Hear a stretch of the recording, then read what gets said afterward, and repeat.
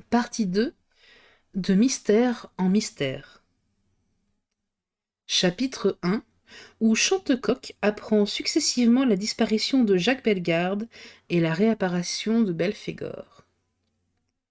Il était 9 heures du matin.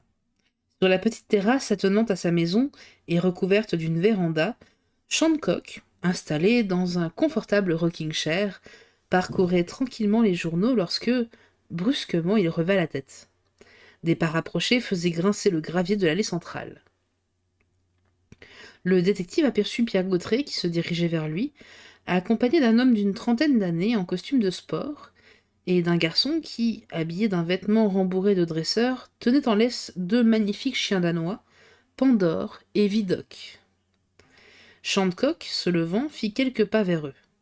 Lorsqu'il les eut rejoints, Gautret aussitôt présenta « Monsieur Carabeau, directeur du chenil de la rue Saint-Honoré. » Ce dernier salua le détective qui, simplement cordialement, lui tendit la main. Monsieur Carabeau déclarait en lui montrant les deux chiens. Ainsi que vous me l'avez demandé, monsieur Chantecoq, je vous amène Pandore et Vidocq, les deux plus beaux numéros de mon chenil. Sont-ils bien dressés? Interrogeait Chantecoq. Ah, vous allez voir, fit le marchand avec un air très sûr de lui. Et tout de suite il ordonna à son employé. Détachez-les. Le garçon obéit, monsieur Carabeau, tout en désignant une fenêtre ouverte de la villa à ses deux pensionnaires, qui, assis devant lui, le contemplaient de leurs yeux pétillants d'intelligence, fit simplement « Allez !» Pandore et Vidocq s'élancèrent, escaladèrent les marches de la terrasse, et franchissant le rebord de la fenêtre, disparurent en un clin d'œil à l'intérieur de la maison. « Et là, observa Chantecoq d'un air un peu inquiet, j'espère bien qu'ils vont rien démolir chez moi. Soyez tranquille, rassura le directeur du chenil. Et prenant dans sa poche un sifflet, il en tira un son aigu et prolongé. Aussitôt, les chiens reparurent, se précipitèrent vers lui, s'en vinrent se coucher à ses pieds. Bravo! Appuyait le grand limier, très satisfait de cette expérience. Le directeur s'approcha de son employé et lui donna quelques ordres à voix basse. Le garçon se dirigea vers le soupirail de la cave et, tirant de sa poche une scie à métaux, il fit semblant de s'attaquer à l'un des barreaux.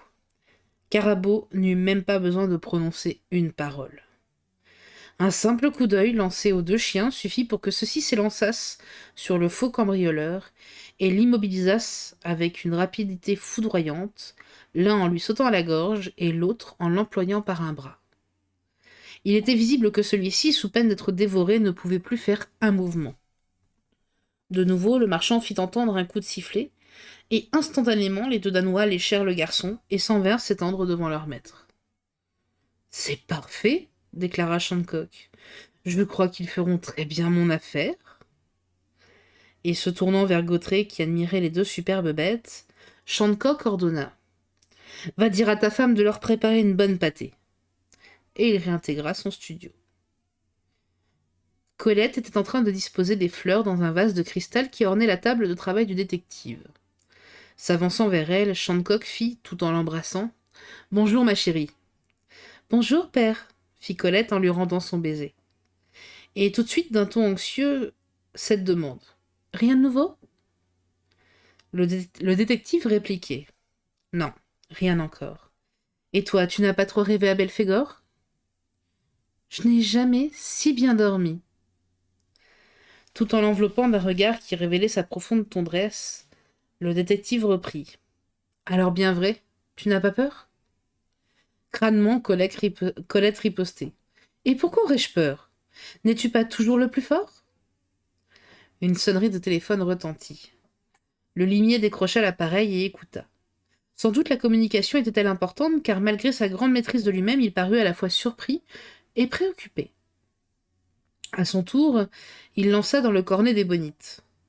À la description que vous m'en faites, c'est évidemment le fantôme du Louvre qui vous a rendu visite la nuit dernière.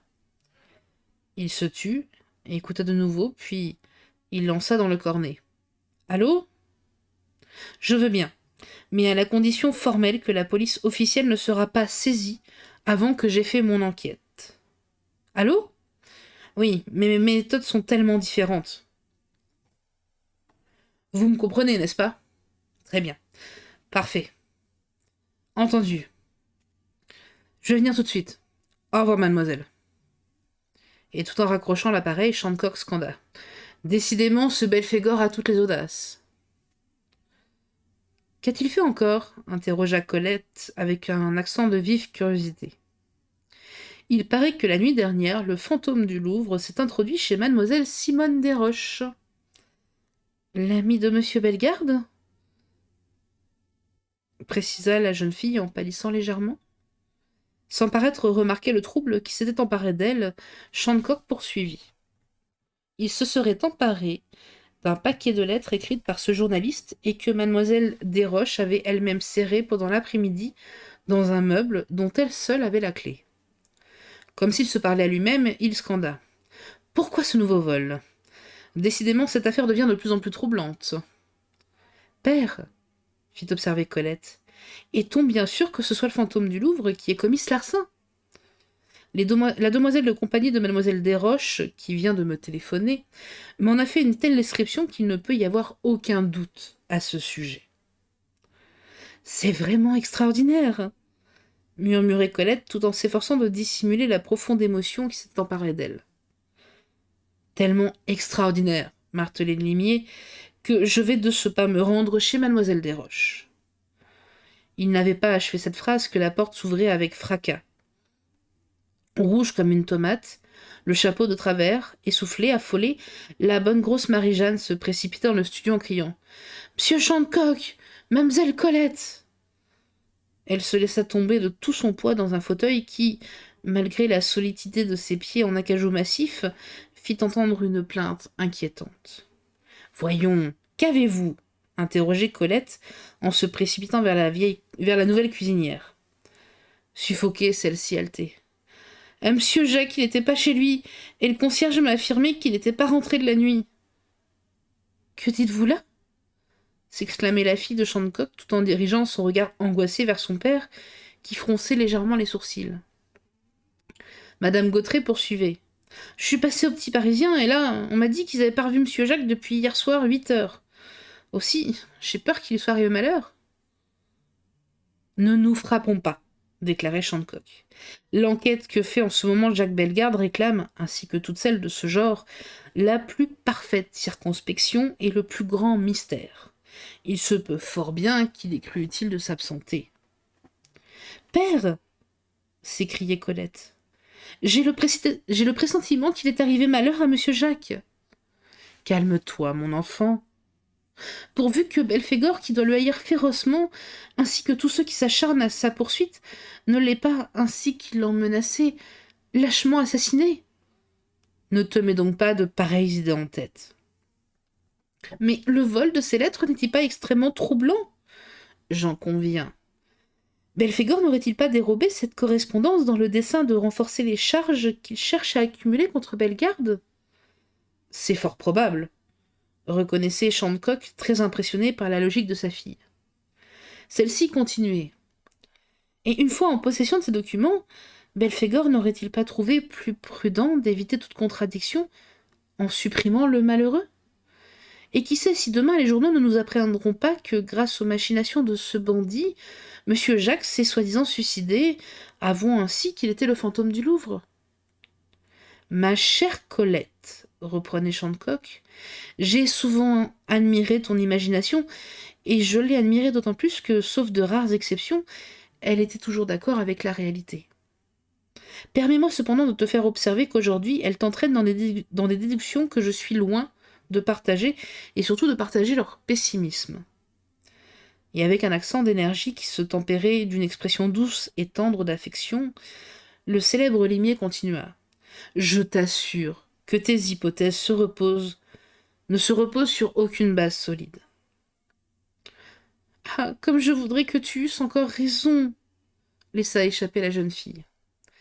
Devinant que le cœur de son enfant était pris encore plus qu'elle ne s'en doutait elle-même, Shandcock reprenait. « As-tu toujours confiance en moi ? » ?»« Plus que jamais. »« Eh bien, ma chérie, en toute franchise, je tiens à te déclarer que j'ai la conviction très nette, très arrêtée, que non seulement Jacques Bellegarde est vivant, mais qu'il dînera ce soir avec nous. Là-dessus, je te dis au revoir, car il faut que je passe chez mademoiselle Desroches. « Promets-moi que tu ne vas pas bouger d'ici pendant mon absence. Oui, père. Shancock embrassa le front de sa fille, puis, se retournant vers Marie-Jeanne, il lui murmura à l'oreille. Je vous la confie. Oh, monsieur, affirmait Marie-Jeanne avec une sincérité absolue. Vous pouvez entièrement compter sur moi. Tant que je serai là, il n'arrivera rien à mademoiselle. Et le détective quitta son studio. Après être demeurée quelques secondes pensive et silencieuse, Colette fit quelques pas et se laissa tomber sur un siège. Envahie de nouveau par l'inquiétude, elle courba le front et se cacha la tête entre les mains. Des larmes affluaient à ses yeux, un douloureux sanglot gonfla dans sa poitrine. Pourquoi se demanda-t-elle. Oui, pourquoi ai-je autant de chagrin? Marie-Jeanne la contempla, tout attendrie, et s'approchant de la jeune fille, elle fit avec bonhomie. Oh, faut pas pleurer comme ça, mademoiselle Colette. Et se penchant vers la charmante enfant dont elle avait deviné le secret, elle ajouta simplement. Il reviendra,